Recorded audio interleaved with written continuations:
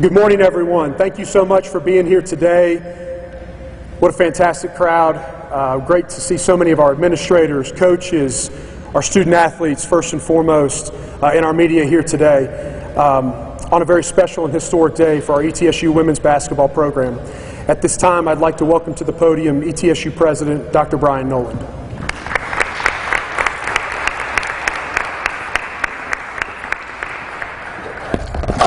Dr. McGahee, thank you, and I'd like to begin by taking a moment to thank you. Thank you for your more than 13 years of service to the institution. In many respects, you exemplify all that we're celebrating today. You were a student athlete at East Tennessee State University, received 3 degrees from the institution, and those degrees and the faculty and staff who helped instill learning opportunities within you, who gave you mentoring opportunities and internship opportunities, positioned you to do the things you're getting ready to do. We hate to see you leave Johnson City and go to the Air Force Academy, but we have been honored to be a part of your growth and professional development and wish you and your family the best as you embark upon this new phase of your professional journey.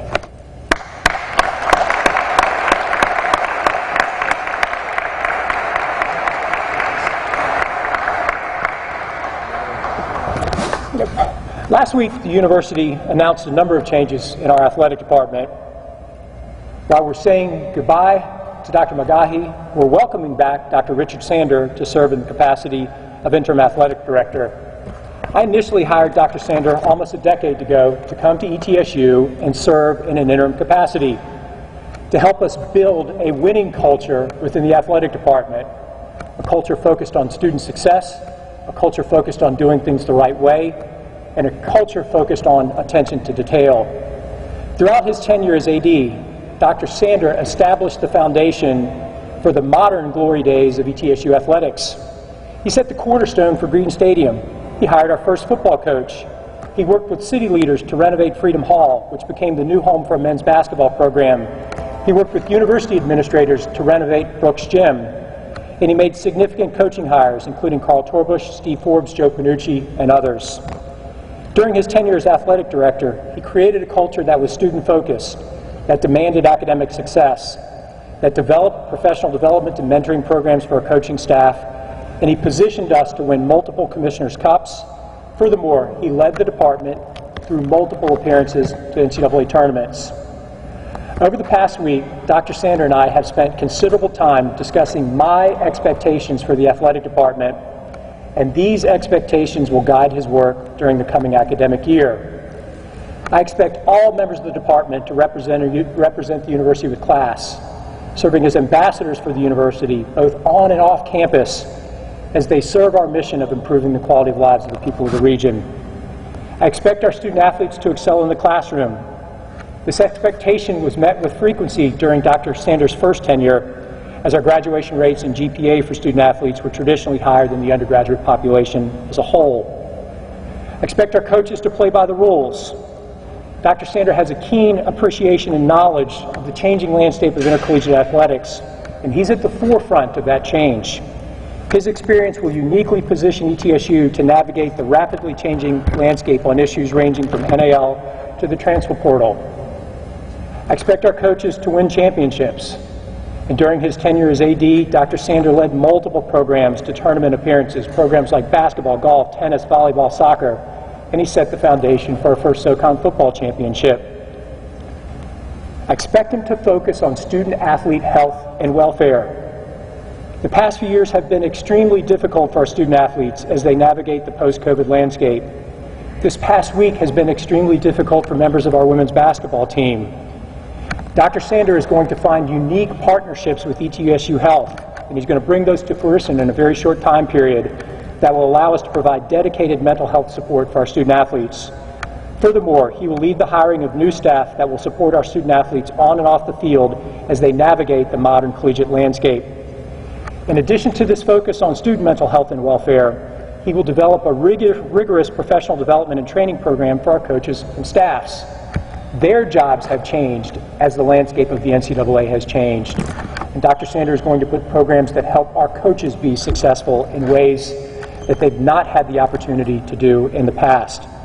Given the changing landscape of the NCAA, it's critical that our coaches be aware of all that is transpiring across intercollegiate athletics. And finally, he will work to instill a student-first culture that builds engagement across the campus. No longer can the athletic department sit on an island. It must return to the days when they were an integral part of the university landscape.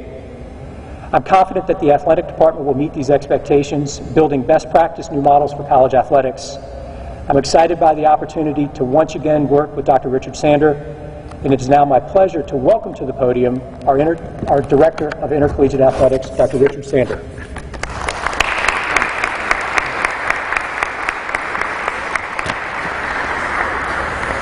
Thanks, Dr. Noland. This is an exciting day for me, but I've got to say thanks to a few people. Of course, you know, Dr. Brian Noland. And I think we were able to make this transition very quickly because there were some people on the university administration that really made things happen. You know, Dr. Mark Folks, University Legal Counsel, Dr. Adam Green, Chief of Staff at the university, Jess Vodden, who now is our Director of Marketing and Communications, Lori Erickson in HR, because to make this kind of transition in a very quick time is pretty tough. But I think what this speaks about is this was really important for our student athletes. This is a commitment to student athletes. To be able to make this decision and move this thing along this quickly was very important because we needed to get this coach to engage with our student athletes before they went home. They go home on Thursday, so we needed to make this transition very quickly. So I feel very good about where we are, but I'd also like to say thanks to our assistant coaches who stayed the course. When things got really tough last week, they were there. They were solid as you can be. And one of the things that we are very committed to each and every one of our assistant coaches who kind of brought us together. So I can't say thanks enough to Jackie Alexander, Joe Silvestri, Trinice Fox, and Alyssa Sweeney. They did an incredible job. So thanks to all of you.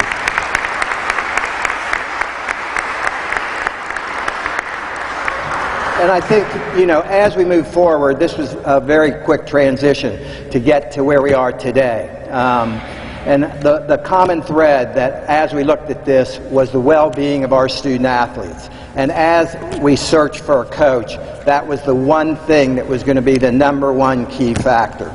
And so as I started to look at, coaches, you kind of have in your head, you have a checklist of things that you want. And so as we started to investigate these people, there's one person that I kept saying, she checks every box. It's amazing. She has great concern for our student athletes. She's won conference championships with a limited resource program. She's gone to the NCAA tournament. She's been the Coach of the Year, not only in her conference, but she's been Coach of the Year on a national publication. She has the experience to lead a program. She was a great student athlete. She played at the highest level. She's coached, at the very highest level. She coached at the ACC. She's coached in the SEC. So all the boxes, I got a checklist here. Here, Coach Mock, she checks all the boxes, and I think that's something that we looked at. It was pretty amazing, She's turned the program around. She had the biggest turnaround of any program in the country when she was at UNC Asheville. She was Conference Coach of the Year. She's won the conference regular season. She won the conference tournament. She's coached in the ACC. She has great relationships with the people that she works with. I talked to John Curry at Wake Forest, and he was just flowing in his feelings for Coach Mock. I talked to Mike Morrell at UNC Asheville, the men's coach, and he said, Coach is terrific to work with, but she can really coach basketball. And Morrell, he's got a little bit of an ego. He said, I even go in there and watch your practice to get pointers. So she's really checked all the boxes for me, and she has a passion to win the right way. We're going to be competitive. We're going to turn this thing around. I don't think anybody's happy with where this program's been the last 5 years, and with Coach Mock and those young women sitting over there, we're going to turn this program around. I guarantee you that. So she's going to be a great ambassador for the university. I'm so excited. You'll get all the data about her, all her background, but when you get to meet her, you'll even be more impressed with all the credentials that she has. So I'm going to introduce right now our next women's head basketball coach at East Tennessee State University. She's got a lot of names, so we're going to kind of Coach Brenda Mock, Kirkpatrick Brown. So, Coach.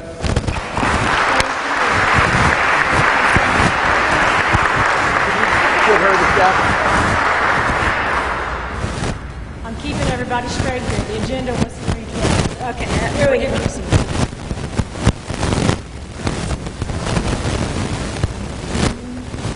I need this. I'm gonna need this. I need a poster. There we go. How's it? Yeah, thank you. Thank you so much.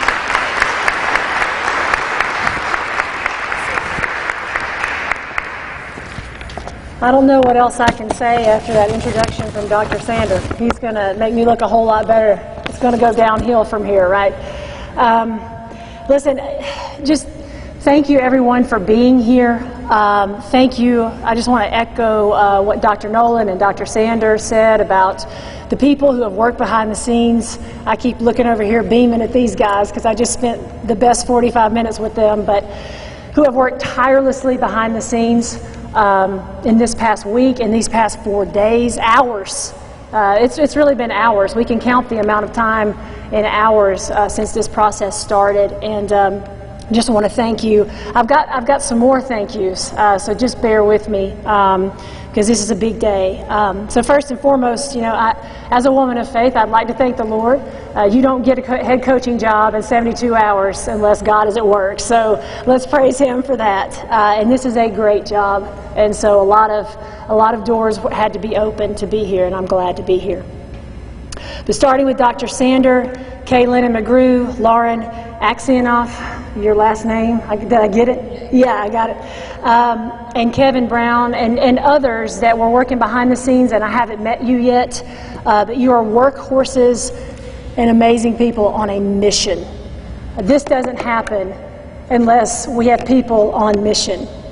And I just want to thank you for including me in this process.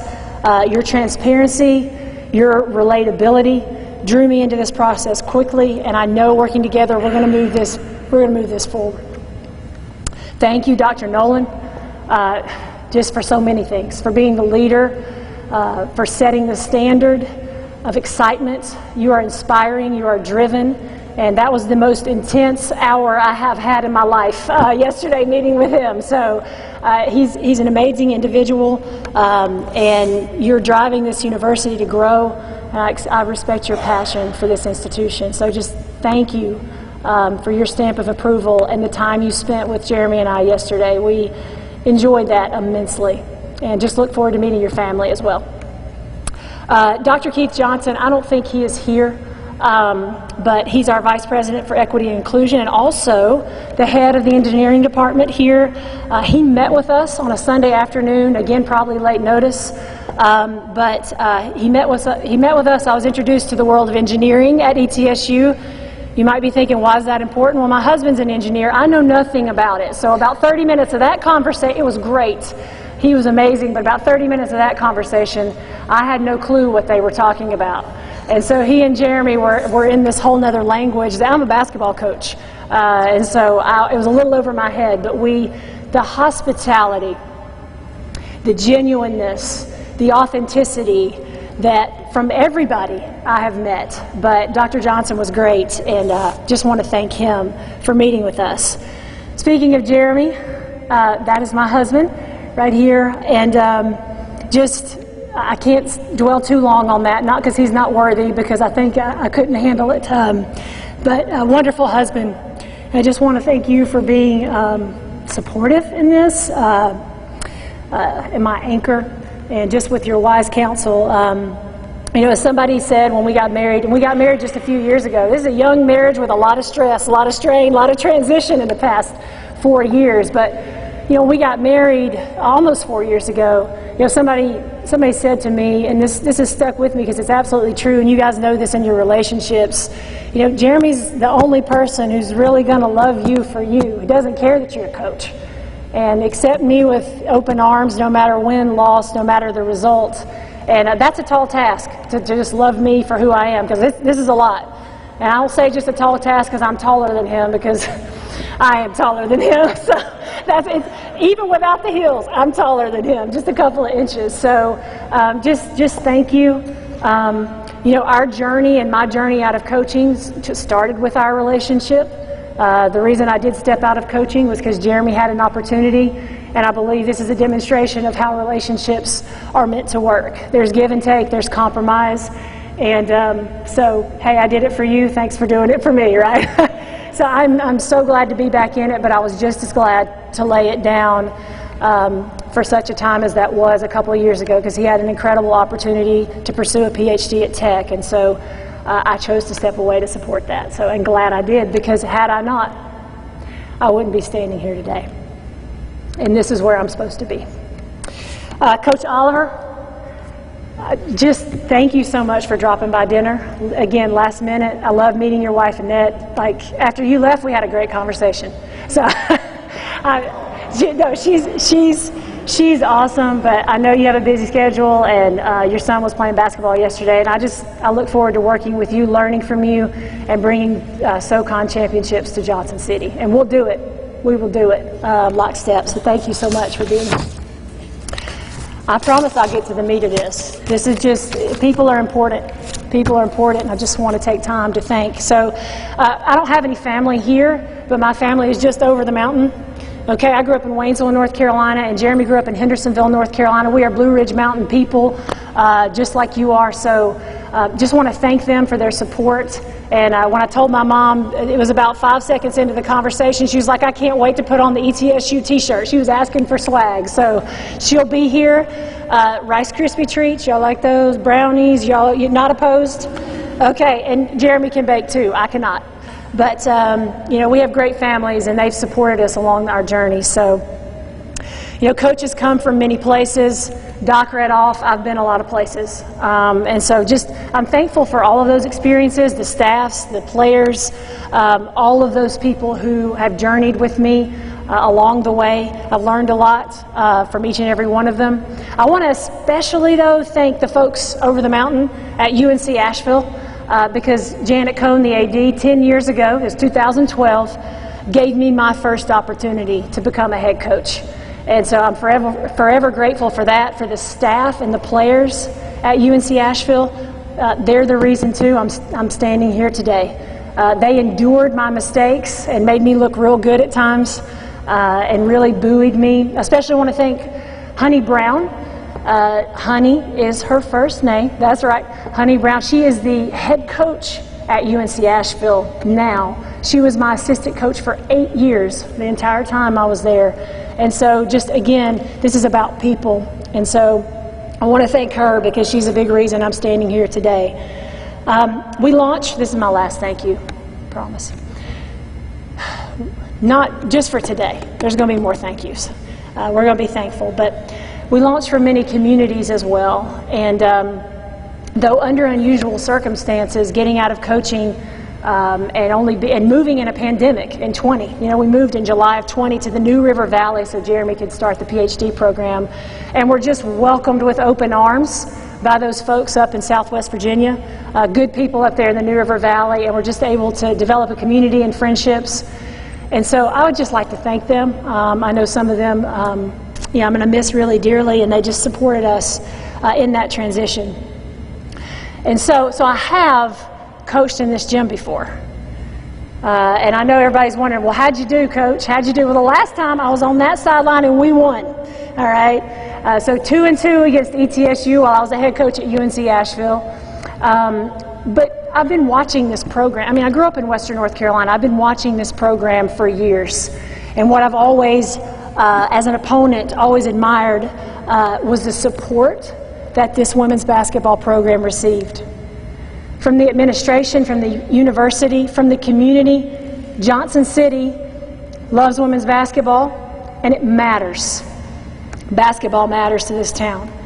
And there's an expectation for success, and there's a faithful commitment from the administration. I can see that in the way they moved, in the way they are cared for you in this, and the supporters to do whatever it takes to make this program successful. And so what are our priorities as a program? I know that's going to be a question, and that's an easy one to answer. My priorities are in this gym, and you can look at them. They're sitting right over there. Those are my priorities, and without exception, these are special young ladies. 1 week ago, your lives were upended, your rhythms disrupted. We just talked about that. A lot of uncertainty entered into your lives. You know, restoring relationships, building trust and working together. We talked about shoulder to shoulder. We're going to get out on this court pretty soon. We're going to get in the weight room. They've been already working. I'm joining what you guys are already doing. And they've been putting in the work. So we're going to do a lot of shoulder to shoulder, but we're going to do a lot of, in these coming days, for the duration of our relationships, we're going to be doing a lot of face-to-face conversations, spending time together, doing life together, in the offices, having meals. Again, building those relationships. I want to build relationships and create an experience for you guys, with your help, that go beyond just surface level, that go below that surface. And that takes time, and I'm committed to put the time into you guys, and just again, that 45 minutes has been a joy with you, and just look forward to getting to know you guys a little bit more. We also just met as a staff, so that was before I was able to meet with the team. And just again, I know Doc thanked you guys, and I can tell you guys are humble folks. You don't want the spotlight to be on you right now, but it's on you.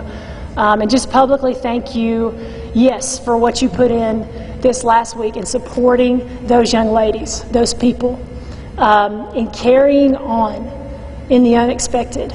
But not only that, in recruiting 9 new players to this program. That is phenomenal, and that is hard to do. That's not typical. This ain't a hockey team. All right, this isn't soccer. We don't recruit 9 players in a year usually, do we, Coach? It's much smaller than that. And so they have worked their tails off and tirelessly. It's rewarding to start building a program, which that's already in motion based on last year. It's rewarding, but it's tiring. A lot of time goes into that. So I recognize too their lives, their livelihoods, all of that was disrupted. And we had a great meeting. I'm looking forward to moving forward with each one of them.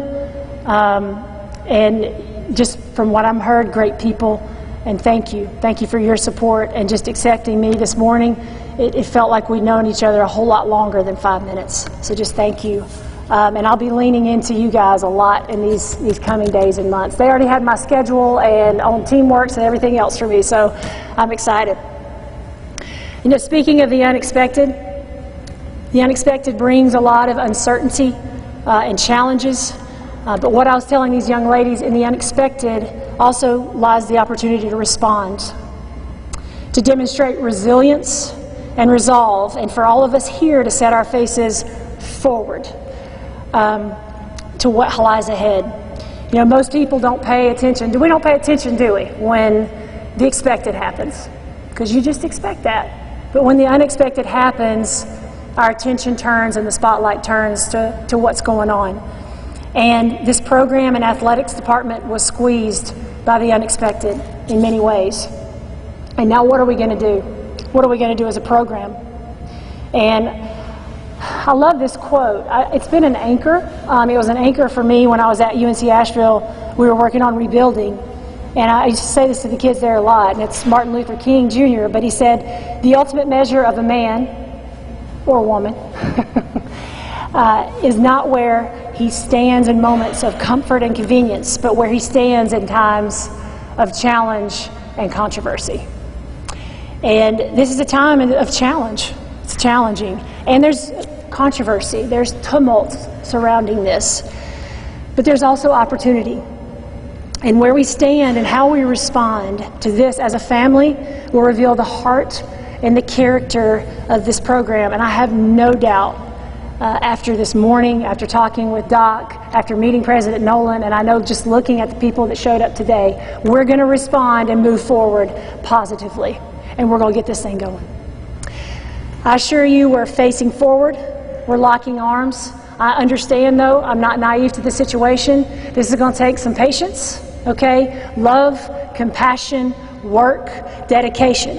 But as you heard from Doc, I'm not averse to difficult situations. I don't know if y'all have looked on my coaching record or looked at what happened at UNC Asheville, but took over a struggling program. In the first year, we were 2-28. So take a deep breath. I got more. More is coming. Those 2 wins, and I told the kids those were against non-Division I opponents. So I did not get my first Division I win as a head coach until my second year at UNC Asheville. I do not shy away from challenge. I've been knocked down. I've been kicked in the teeth. The brakes have been beat off me, and I've gotten right back up. That's what we do, and that's what we will do. We will not be getting beat by 30. I hope, right? No, okay. But we are going to be resilient when a few things go wrong, right?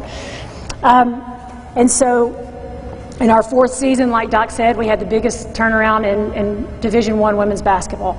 And we won a championship that year, the first ever regular season. We won the tournament, and then the following year, we won the Big South tournament again.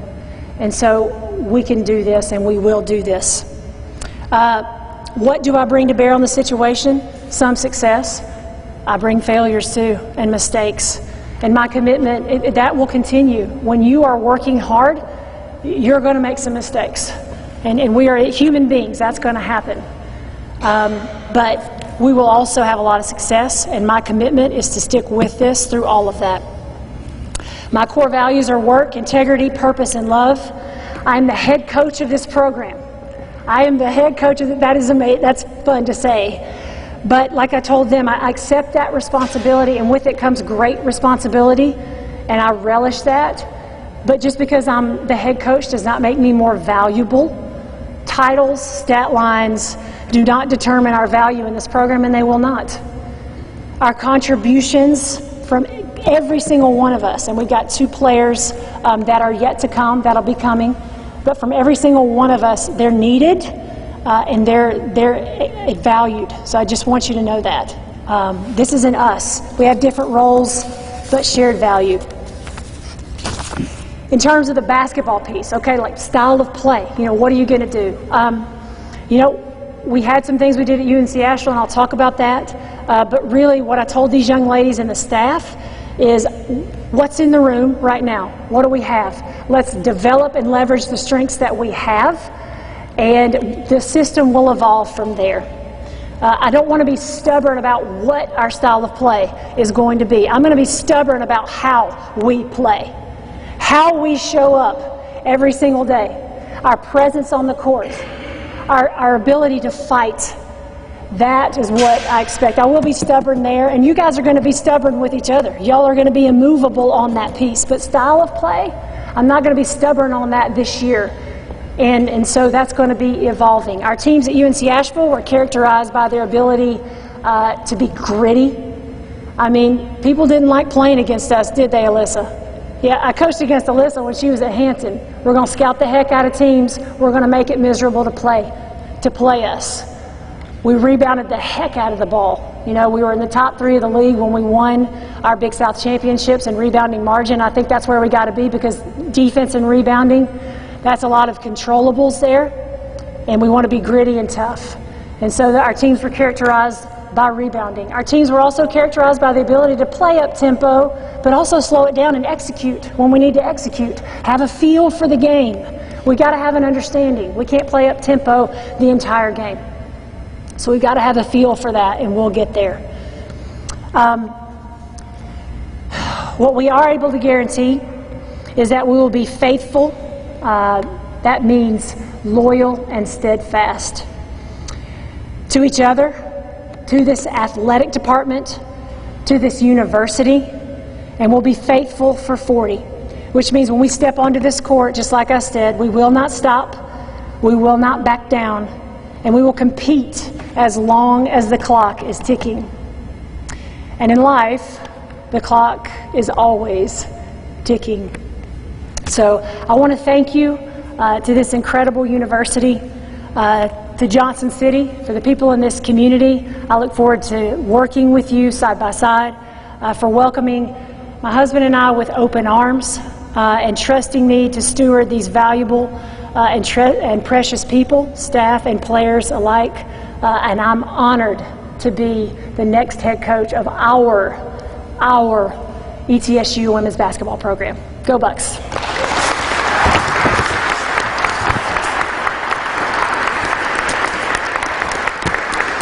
Thank you. Thank you so much.